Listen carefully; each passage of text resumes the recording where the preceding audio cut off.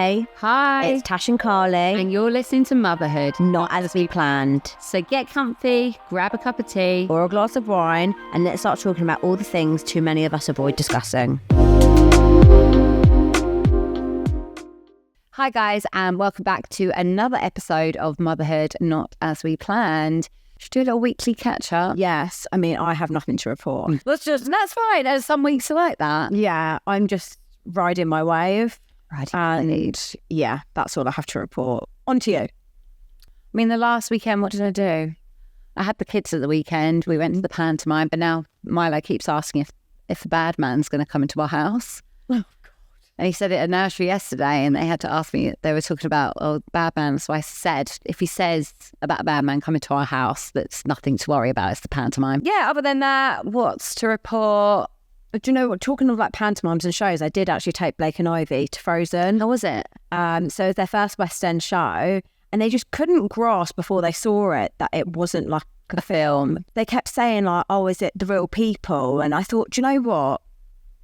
I wanted to explain to them that it wasn't actually the real Elsa and the real Anna. I wanted them to understand like what acting is. Like Ivy's like quite into stuff, and so I said like all the real like Disney princesses and the people you see on TV, they're all in America at Disney World, and these are people that are putting on a show. Honestly, I think I watched them more than the show. Just watching them, Amazing. they loved it. It was amazing. So yeah, it's little moments like that you. One thing I did do, I took the boys away for a night away. Yeah, why haven't I spoken about that on my own? It looked like a really, really nice. Amazing hotel. This isn't an ad, by the way, like I paid for it. I randomly got the idea in my head one day, and I knew what hotel I wanted to go to. I looked at it and they had one room left and it was half price. So I was like, it's a sign, book it. What was it called? It was called the Eckworth Hotel. It was in Bury St Edmunds. It was like Suffolk. So it was about an hour from here. It's a family orientated hotel. So like they think about everything, which I loved. Like there was a little station where you could just ask for cookies and milk, and like they had just like this. I know they had like a chilling room filled with books and toys, and they had a cinema, and you get like per night stay, you get 90 minutes of their childcare, which is like a creche. And I booked it under the impression like there's no way my kids will go in. And I thought if they do, but I'm not going to put any pressure, but they might want to. And they both went in.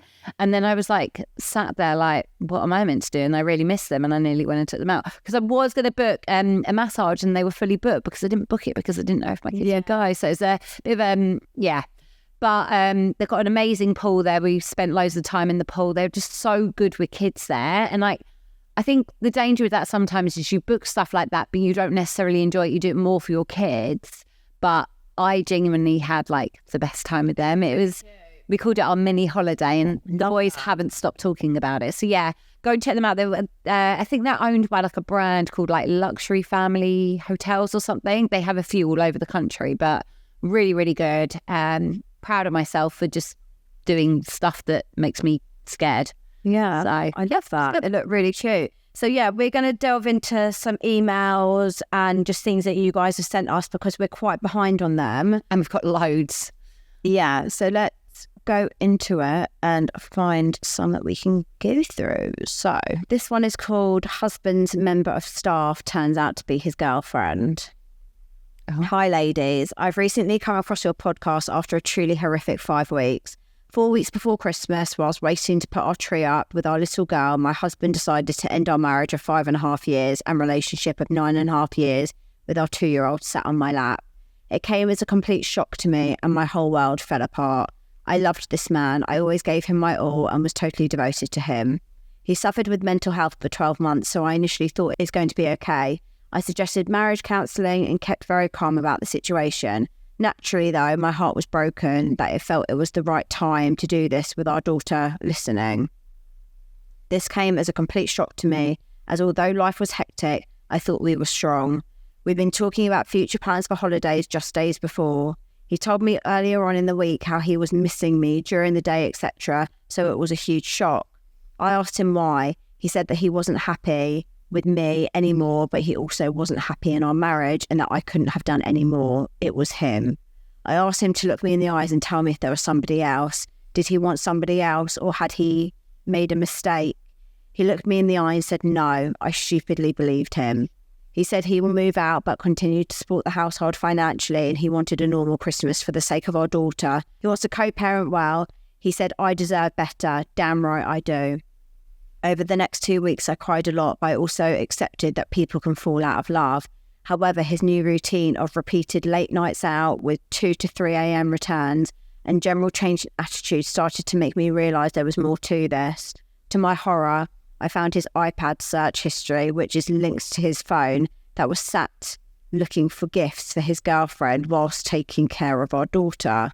It's always the iPad. It's always the iPad. Nice, come on. Like, also, like, just a heads up, guys, if your devices are linked, your photos from your phone go onto your iPad just to... And you know, I'll tell you how I found stuff out. It was when, obviously like passwords and stuff are saved on devices.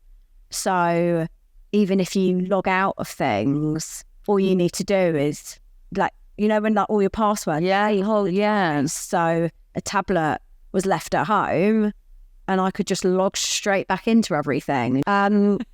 So just when I thought he couldn't hurt me anymore, he did. He looked me in the eye and lied to me. I held on to this information as I had a big family party that evening that both sets of our parents were attending. Stop. I don't know how people find out I did. Things like that and hold on to it. Like, I was just about to say women are amazing because I feel like that's so common. But I'm in awe of anyone who could. But I remember once I possessed the information I had, it wasn't even a thought process. There wasn't even a thought process like, hold on to this. It was just I don't think I was even remotely in control of like what was going to happen. I do get that. I guess with her, she's already grieving and like she's spent, what was it, like 2 I mean, he's already ended the relationship as well. And with me, like I knew shit was going on. So when I found it, I felt like I needed to like take a step back and realize with the information. Whereas with you, it was so like, what the fuck, that it was like, attack. So yeah, she held on to this information. Blah, blah, blah, blah. He was not due to go to the party after the upset. And it turns out after looking at his search history the next day that he actually spent the evening in a Motorway hotel, classy, with his girlfriend that evening. Whilst I sat with both sets of parents at this party, it'd be so tempting to be like, by the way, where's your son? Your son is a cheating prick. I confronted him afterwards. He said he hasn't had an affair and that he waited until he ended things and then fell for this girl just a week after. Oh, that's really lovely. Sorry. It's the way it's the way that they actually think that these lies are believable. No, but I do think they get to a point where they believe their own lies. Yeah. Genuinely think they're like, this is a great one, and then they actually end up believing what they're telling people. I know. Sorry, I just met her after a week of our marriage and fell so madly in love. He refused to tell me who she was as he said there was too much risk in it. I guessed it right and called his bluff, but I already knew who she was, the girl that he manages. He finally confirmed. I felt sick to my stomach. I've met this woman. She has a daughter a year older than our little girl. She was engaged and due to marry in 2024. Oh my God. A lovely woman. So she's a cheating scumbag too. Each other. Yeah. He's been telling me recently how she has been doing really good at her job and he's going to promote her. Sorry, this really angers me. Oh, it's the way that he's talking about her to his wife.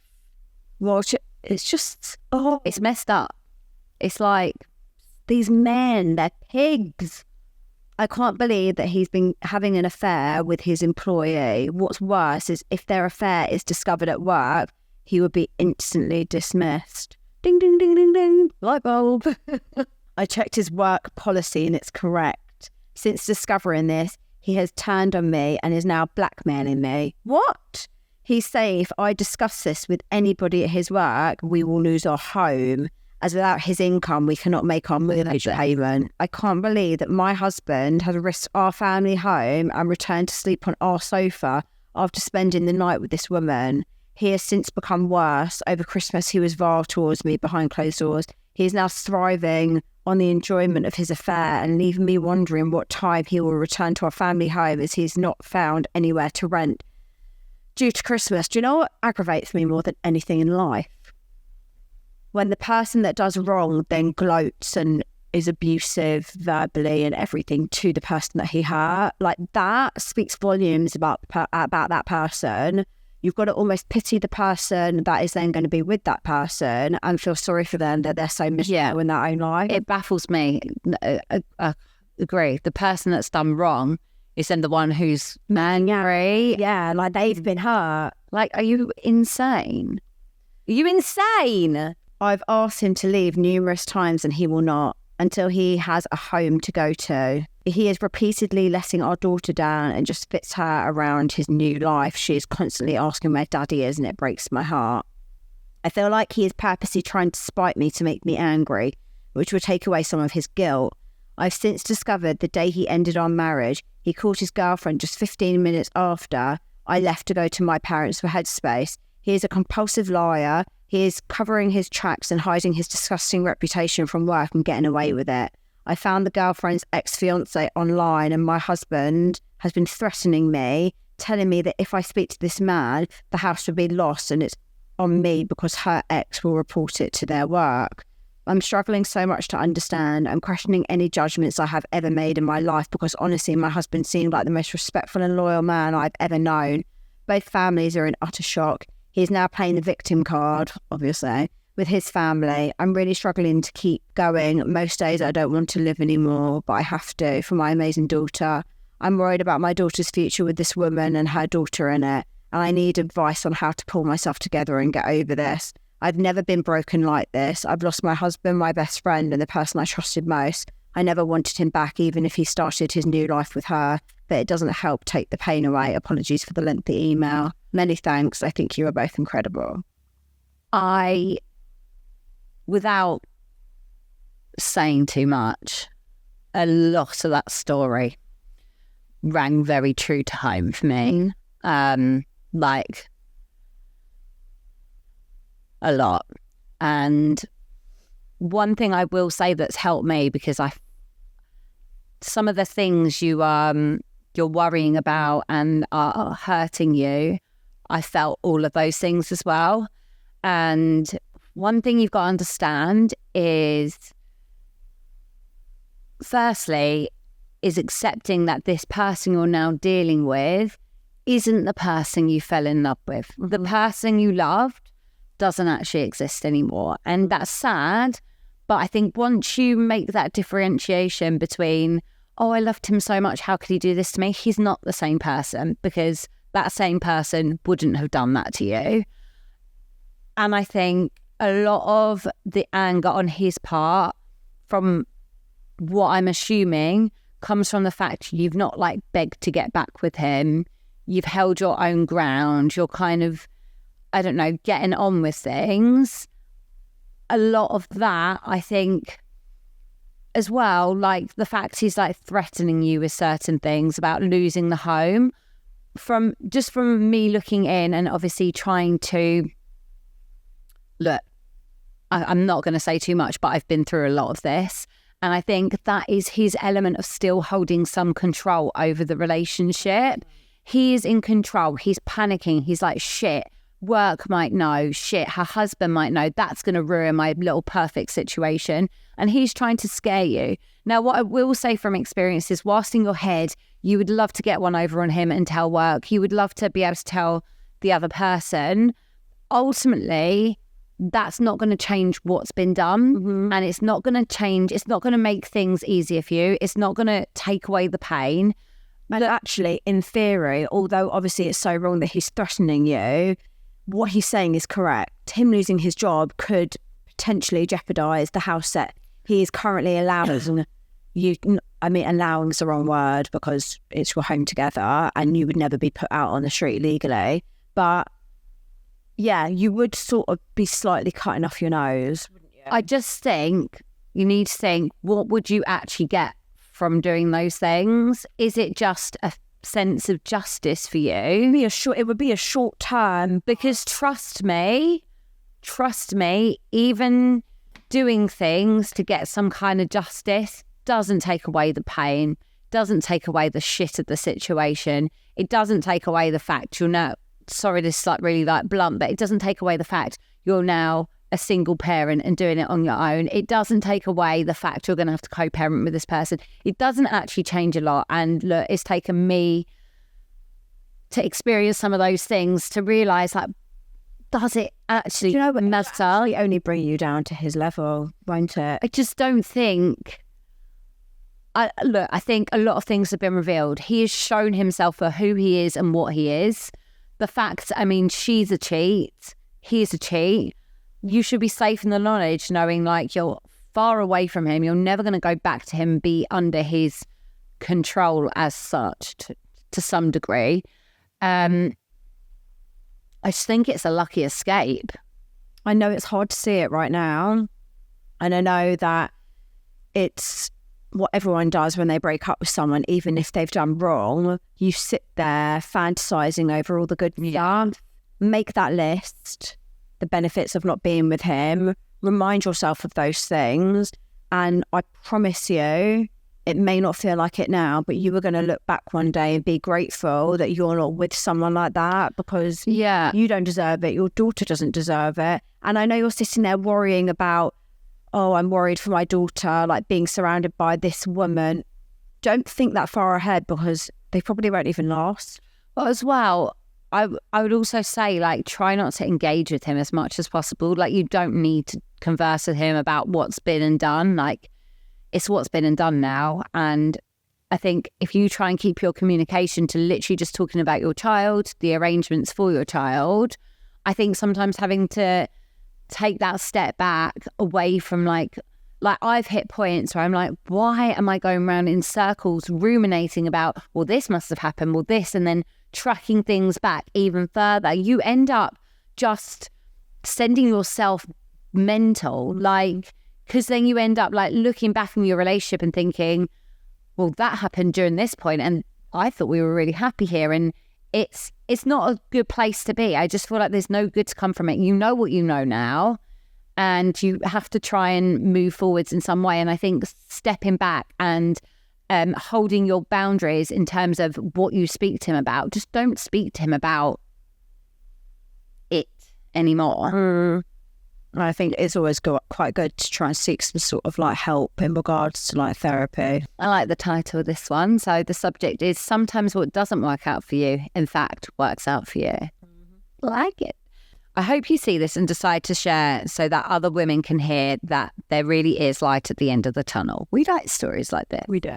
A bit of background. I was with my ex for 10 years, married for 4 and have a 2.5-year-old son together. In May 2023, I found him at a hotel in bed with a girl he works with who is 11 years younger than him. I honestly feel like we hear the same story. Men never go to fucking work. This is why I have issues with people working. Don't work. In the last 7 months, so much has happened, including him getting her initial tattooed on him. Quite a commitment. But I don't want to talk about all of that. Instead, I want to talk about the positives. I've spent so much time and energy since that day healing and learning to be genuinely happy again. The separation has forced him to step up and become a better dad, and I can't fault him. He's amazing with our son, and we both strive every day to make sure our little boy knows how truly loved he is. I'm so glad he did what he did. I would never have left that relationship. It wasn't bad, it just could have been better.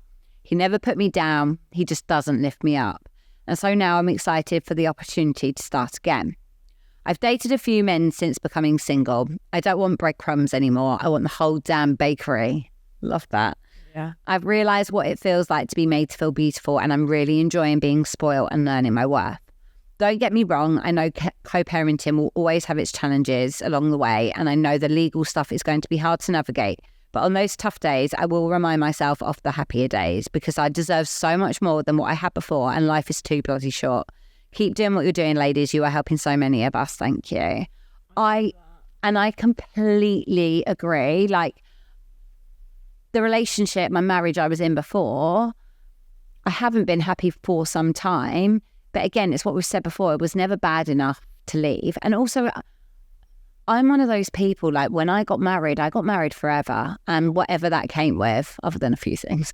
But I am one of those people, like I believe marriage is forever. I don't believe marriage is just a piece of paper and you should go and get divorced when things get shit. I always thought marriage was forever. And I remember when everything was going on and literally feeling like my life is over, like what the hell is my life now? And feeling so scared and I don't know, I think as well when your marriage ends in a way like mine did, you end up feeling, well, no one's ever going to want to love me, or maybe I'm not deserving of love, or, you know, maybe no one will ever find me attractive again. And what I've learned now, like, God, I'm 10 and a half months down the line now. And I'm not just saying this, like, I am the happiest I have been in years. And that's not just from my new relationship. Yeah, I'm not going to lie, like, it does bring me happiness. And I believe relationships should only enhance your happiness, not just be completely responsible for your happiness. I'm happy in myself, like I'm happy on my own with my kids. But then I do feel like I've got this really positive thing to look forward to. And the way I am being treated in a relationship now is like nothing I have ever experienced. I didn't know relationship could be like this. I didn't know there could be the honesty. Like, I've never physically felt so much love from someone. And I've never felt like, whenever I'm having doubts, he'll always be like, what can I do to help? I'm like, what? Like, this is just completely alien to me. And I would never have been able to experience this. Like, I'm genuinely excited for where this could go. I'm genuinely excited to, like, for the first time in my life, and this is actually really sad that I married someone without feeling like this, but for the first time in my life, I feel like the person I'm with is my best friend, and I fancy the pants of him, and I respect him, and we have the same interests, and I feel like we bring out the best in each other. And that is what is so exciting, is that you think your world is over, but all the things you weren't being given, there are people out there who can give them to you. And there are people who want, like my boyfriend has been saying to me for months, when I've been holding back and pulling away sometimes because I'm scared, he goes, just let me love you. Just let me love you. And I feel like I am finally getting to the point where I'm just letting him love me. And that can be scary when you've been through pain. And like, I say it a lot now, but like, I am so glad I've been through what I've been through. I would never know I could have something like that because I've never had a relationship like that. I was younger before. Kids change you anyway. But I was in now what I know a very toxic, unhealthy relationship. Yeah. So yeah, I completely agree. What was her title? Yeah, so I absolutely love the title. Sometimes what doesn't work out for you, in fact, works out for you. Like, I guess it's what we were saying, is like every relationship is a lesson. If that one doesn't work out, you've learned something from it. Take what you can from it in a positive way to then use it to know what you do and like, moving forward. It helps you know what like your non-negotiables are, what your priorities are in a relationship. And I think that can only be a really positive thing. Yeah, okay. We've got a few here. Hello, you gorgeous ladies. Thank you so much for your podcast. I listen every week in the car on my way to work. My dilemma in a nutshell is that I hate my mother and sister-in-law, and the feeling is mutual. There are 6 years worth of drama, digs, and just outright rudeness behind my hatred, but I could be typing forever if I went through it all. To try and cut the story short as possible, let's just say they're both not very nice people, and this is a common opinion of them, not just my own. My fiancé and I have 2 incredible children and are to be married at the end of Feb 2024. My partner knows how awful his mum can be and does have my back for most parts. A lot of the time, though, he has grown up knowing his mum for who she is and can sometimes say, that's just my mum, ignore her. My mother-in-law sees the kids maybe every 2 months. at best, and she lives 15 minutes away. Oh, God. I mean, I guess in a way that's a good thing for you. And my sister-in-law is the same, and she lives in the same village as us. When it came to a head this festive season, we always kept it civil and never directly been awful to each other. But my birthday's early December, and my sister-in-law didn't get me a birthday present. My partner asked her why. She said because she didn't like the birthday present he got her this year, and I won't be getting one. Hold on. She didn't like the birthday present that he got her. So you're being Just punished. together. Yeah. Outright disrespectful, but I thought, oh, well, at least we don't have to get her a birthday present going forward. But then came the mother-in-law drama. For Xmas, I got all the grandparent, a multi-picture frame of the kids, and then another separate present. His family's Christmas presents aren't my responsibility. It's just how we do things. But I did this for them all as I thought it was cute. We were at my family for Christmas, and my mum opened a present, which I realised was actually from my mother-in-law. I had written to mum on both of their presents and must have got hers mixed with my family's presents. So I sent a picture of it to her and said, so sorry, this got mixed up with my mum's present. This is actually yours. I'll give it to you when you're back from Spain. She didn't reply. A few hours later, my partner received a message from my sister-in-law saying that my mother-in-law is devastated that she has to give back the pictures and that how awful it is that we've given all the grandparents pictures of the kids except her. I thought I meant the pictures I gave her weren't for my mum, and the present my mum opened was for her, and she assumed she would have to give the pictures back.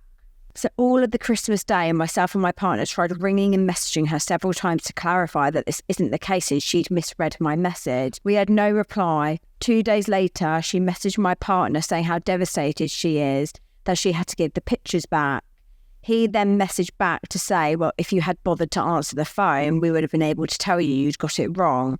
I then rang her and messaged her with no reply again. I then messaged one final time to say that it was my nan's funeral in 45 minutes and we'd like to have a conversation with her before then to clear the whole mess up. No reply. She's now messaged my partner on New Year's Day simply asking how New Year's was and what we got up to, as this whole thing hadn't happened. I feel she's been so disgustingly disrespectful to me and her son by ignoring all my efforts to speak to her, and then to not have the decency to call me back on the day of my nan's funeral to clarify this whole situation so I can go to the funeral with one less stress to worry about. It may sound small, but after 6 years of nasty words and disrespectful actions from them both, for me, this one feels like the last straw. My partner has ignored my mother-in-law's messages for the time being, but I don't know where to go from here. What I really want to say is, fuck off, you're not having anything to do with my family. What would you guys do? I'm sorry this is a very lengthy story. I hope you're able to read it out so I can get your view. Feel free to shorten it if needed. Love you guys so much. Thanks for being you. I'm really happy to read that and hear that it sounds like your soon-to-be husband is kind of with you on it. I feel like we've sometimes had emails or messages kind of about the in-law drama, and the way I see it, your family is you, your partner and your kid, and I think that you need to sort of be a unit. So by the sounds of it, if it were me, I would personally probably bite my tongue, swallow my pride and be really grateful that my husband pretty much is on my side and your mother-in-law isn't around that much.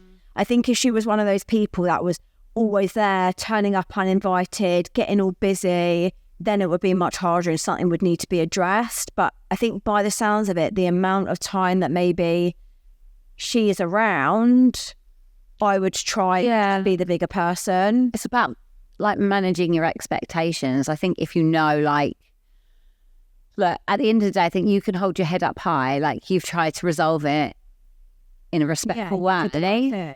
And maybe, I don't know, maybe you've obviously got your wedding coming up. You don't want any like bitterness at the wedding. I know what I'm like. I'm a bit of a peacemaker, and like when situations are unsettled, my anxiety gets so bad. And I know I would probably reach out 1 or 2 more times just because that's the kind of person I am. The thing is, she said that like her mother-in-law called to, as if nothing had gone wrong. Well, I would just turn up at her house and be like, look, my wedding's coming up next month. Yeah. I really want to just sort this out. It wasn't meant with any malice. Like, I think it was a bit of cross lines. And maybe even just sort of like putting your cards on the table and saying, like, I know we haven't seen eye to eye. And Give her an olive branch. it would be really nice if we could get This wedding is really special for me. And But if you don't get back what you're hoping for, like Harley said, set your expectations.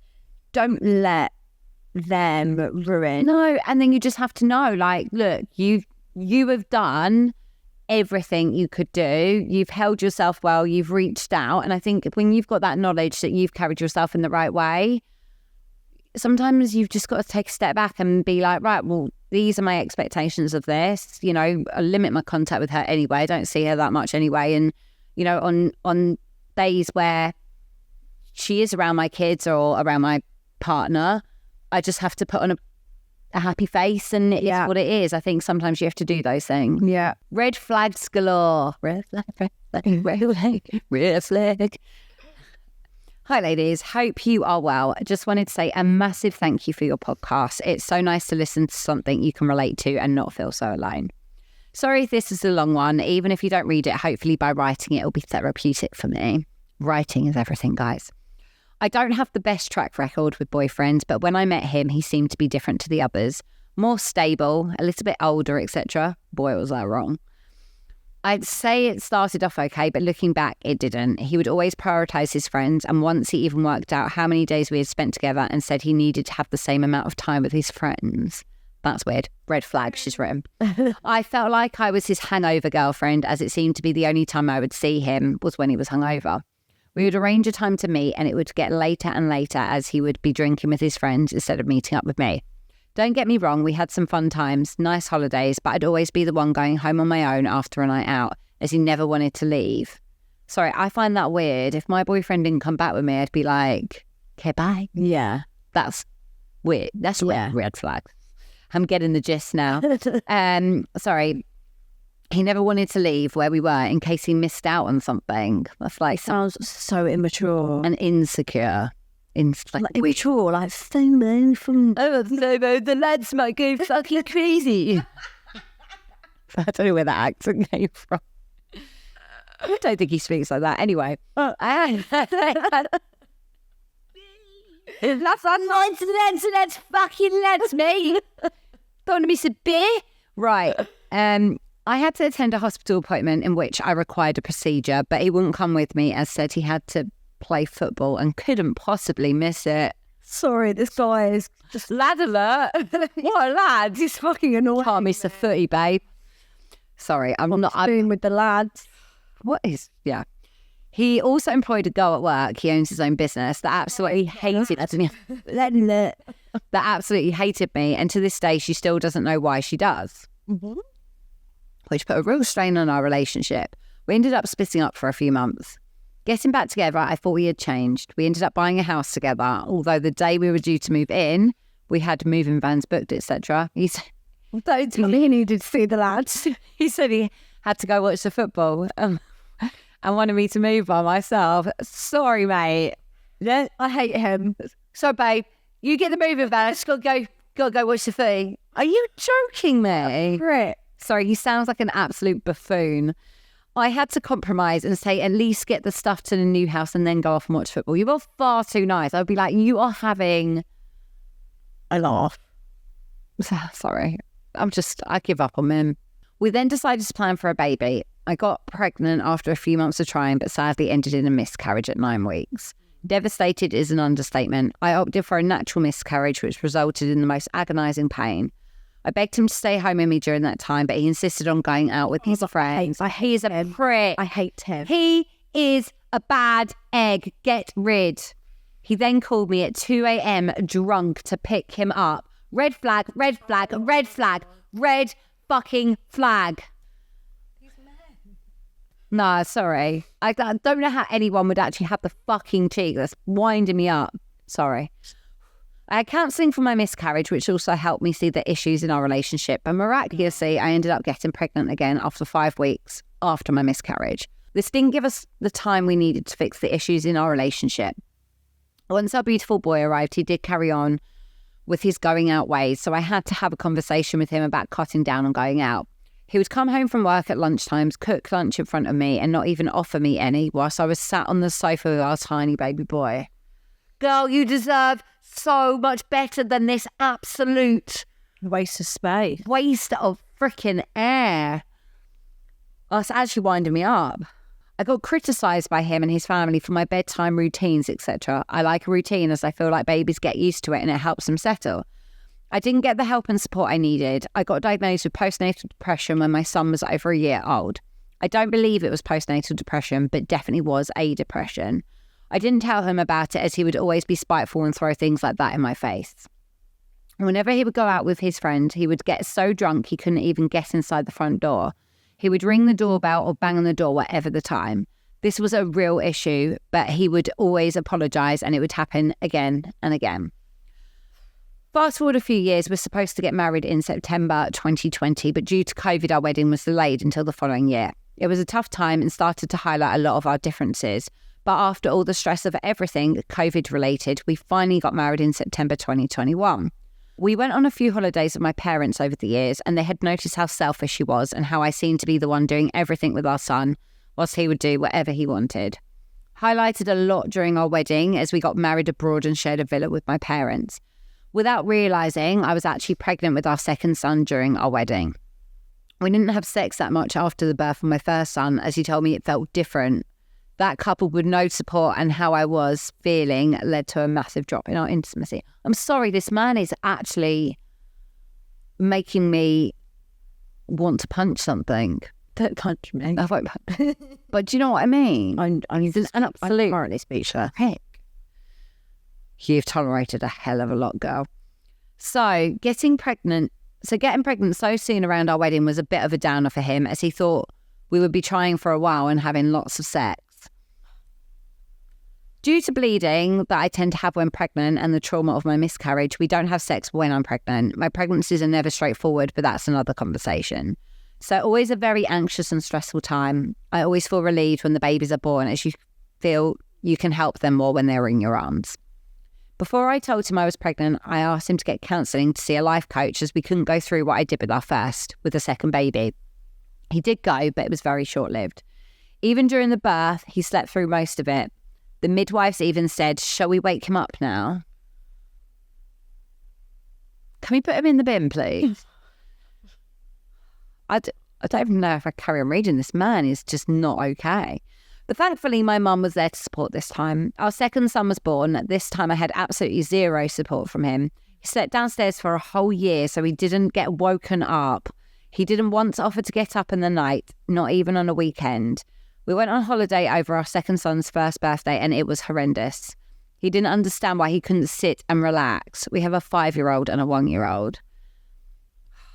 It certainly felt like the beginning of the end. Returning from that dreadful holiday, I threw him a massive 40th birthday party, to which I got no thanks, except him moaning that I didn't sleep with him that night and his brother telling me how he felt he was deprived of love. Our second son didn't sleep through the night until after he was 1, so I was running on fumes most of the time. Due to the decline of our relationship, I did start to withdraw. We have been having couples counselling for about 6 months, but it was clear we have different values. I put the kids as priority, but he says we should all be the priority. He even managed to manipulate the counsellor with her asking why I didn't do stuff for myself whilst our youngest is at nursery. I work 2 jobs, sales administrator part-time, and I teach fitness classes in the evenings. This is there. Should we name and blame and get her like, what the fuck? I've done that since I was 18. So after bank holiday weekend, after many conversations, being told I'm a narcissist and should be a better wife, my husband comes home and says these exact words to me. "I don't love you. I don't want to be with you. I'm going to move out. It's not what I wanted, but it was the right thing as I couldn't keep fighting for something that just wasn't there." He then wanted 50-50 custody so he didn't have to pay maintenance. He told me I had to work full-time and give up my evening classes. Our youngest is only 18 months old now, so not really able to work full-time with childcare costs. He moved to his 3-bedroom flat, which happens to be 2 doors down from our house, but after a few weeks said it was too small and is now renting a 4-bedroom bungalow that costs at least £1,800 a month. He still hasn't filled in the Form E from the solicitors that he has had for over 3 months and hasn't responded to my solicitor's letter asking for more financial support as he knew before he moved out, but I didn't have enough for the bills, etc. As he paid for our mortgage, utilities, food shop, etc. I paid for childcare costs and some other utilities like Sky and TV licence. This was due to his work earning him a good wage and me being on a part-time salary. Yeah, makes sense. He's throwing money at the kids, buying them PS5 and football kits, whilst I'm counting every single penny I have. Oh, do you know what infuriates me so much? Is he's buying these things thinking that he can buy the kids love, but he's not giving her support financially. I know. I feel like it's quite a common thing. Yeah, like, men think that I don't need to be there like mentally or physically. and that's their way of showing love to their children when actually that's not. Your kids will know eventually. They'll grow up and know. My income does not even come close to covering my outgoings, which he's fully aware of. I'm not entitled to any benefits because I work and own a property, and I'm drowning but keeping it together for the kids. I'm trying to be amicable but didn't realise how controlling he is and how everything has to be his way. I mean, obviously reading the story, it's, I think, probably like now you're out of it, you realise that, but like you can see from the start how controlling he is. It's hard to write down all the things he does down. There's so many. 10 years we were together, but he feels like an absolute stranger to me, and I can really see how bad it was now I'm out of it. Ugh, that's it. It's like if I think I've said this before, if I wrote into us about my marriage, I'd be like, hello, wake up. Like, Yeah. it is frustrating, but you've got your two.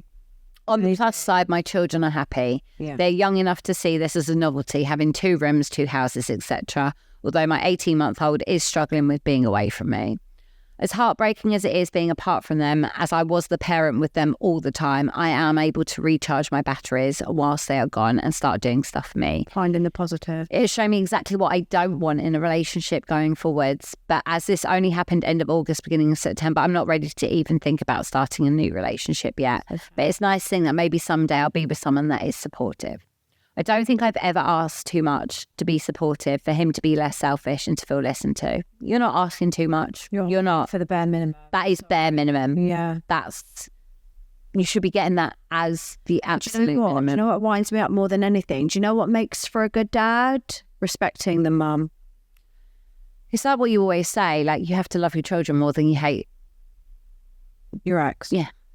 But it's these men that constantly go on about how they're really, really good dads, but you can't actually really be a good dad if you're willing to disrespect the mother of your children. And especially when that mother has the kids majority of the time, if you were doing anything that like by the sounds of this, he knows what is going to trigger you to like hurt you and upset you. And I always think like, if they're doing that to you, they know that impacts how you are in your house, in yourself. Kids are so absorbent. They're like sponges. Like my kids know when I'm in a good or a bad mood. They absorb that. And I feel like surely as the father to your children, you should want your kids to be in the most positive environment. And that involves being respectful to their mum. True. You can't be a good dad if you're disrespectful. No, you can't. To the mother of your children.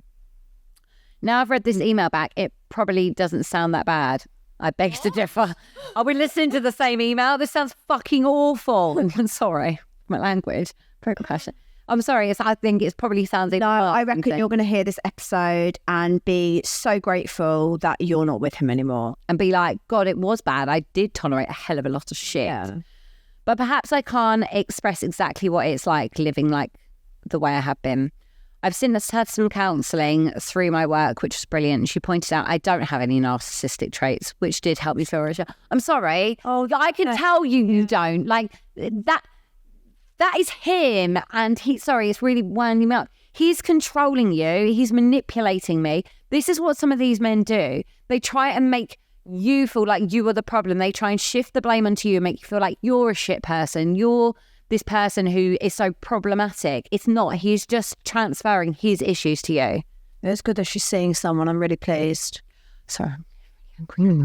I've recently had a conversation with my ex, which I stood my ground and set boundaries. It makes me feel empowered. Good. Preach it, sister. I know things will never be easy with him, but I know the fact my boys are okay, and I've realised that I do deserve better. I'm hoping for a better 2024. Me too, girl. Me too. Me too. 2024. If you made it this far, thank you for reading. P.S. I also saw a clairvoyant medium after the split, and she was brilliant. Thank you so much for sending that in. I feel like you're going to hear this back, and I hope that it actually gives you the realisation that you have gone through something that people shouldn't have to go through, and things can only get better. But again, like, you can tell by the way you reflect at the end of your email, like, you know there's better out there for you. And oh my God, there is. Yeah. Honestly. It's a learning. Yeah, thank you for sending that in. Okay, we thought we'd do a confession of the week. So we've got here: I knew my partner was cheating, so deliberately scuffed all his brand new Range Rover wheels, coloured them in with a Sharpie, added laxatives to his casserole. Oh my God. Cut up every last bit of clothing he ever owned, and sent a group message to everyone he knew of his mistress's boobs, which he received on his phone, including her dad. Oh my God. Family, friends, call me psycho, but we'd do it all again. Oh my God. Boobs. Yeah. Good for you, Han. Loving the scuffing the alloys. That's brilliant. It's the laxatives in the casserole, though. People crazy. I know. I love it. I live for it. Please carry on sending in your confessions of the week. It's my favourite part. I love it. It just makes me... We want more. We want more. We want more. Makes me smile. Let's end this episode with an affirmation of the week. Okay, this is just a simple one, but I quite like it. Every day I get a little bit braver. Love that. Yeah. Yeah. Every day I get a little bit braver. Guys, listening to all the things that you send in, it just really highlights that I think as women, we are fucking strong, and we take a lot of shit that we shouldn't, and it's only going to build your character. I know a lot of the time, and I'm feeling it right now, you don't want to have to be strong.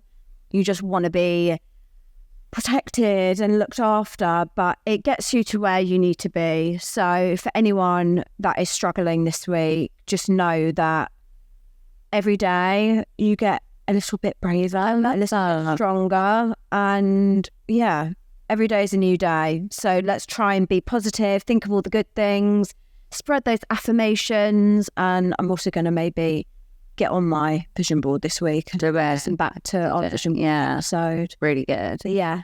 And yeah, don't forget to like, follow and share. It really, really helps us. And again, like Tash said, please email us in with all your dilemmas, all your happy, funny stories, dating, everything we want to know. And also those confessions literally give us life. Yeah, they do. Thank you guys so much. We will catch you guys next week. We hope you have a good one. See you later. Bye.